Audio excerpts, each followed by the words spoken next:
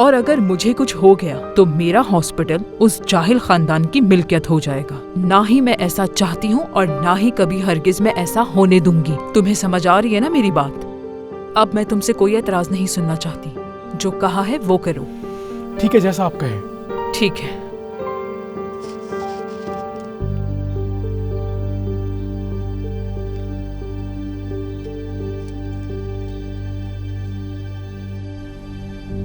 समझ नहीं आ रहा कि बगैर इतला किए ये बंदा वापस क्यों आ गया है। जब इसने मुझे वहाँ घर पे देखा तो नाराज सा हो गया था। अगर उसने मुझे घर खाली करने को कहा तो मैं फिर क्या करूँगा, समझ नहीं आ रहा। वैसे मुझे लगता है कुछ ऐसा ही होगा, क्योंकि उसने कहा था कि मुझे फौरी मिलना है। एक तो ये घर ढूंढने का चक्कर मुझे दोबारा शुरू करना पड़ेगा। मेरे ख्याल से घर का मसला तो हल हो गया तुम्हारा। देखो ना कितना बड़ा घर है। क्या कह रही हो? ऐसा नहीं हो सकता है। इस ख्याल में मत रहना कि मैं तुम्हें किसी के पास छोड़ दूंगी।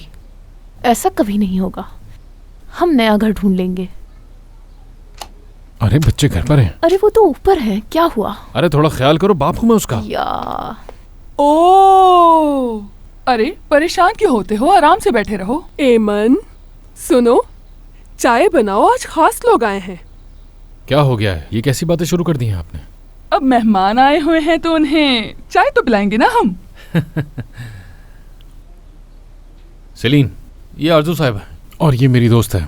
खुशी हुई मिलके। ओह, तो तुम हो इसकी नई दोस्त?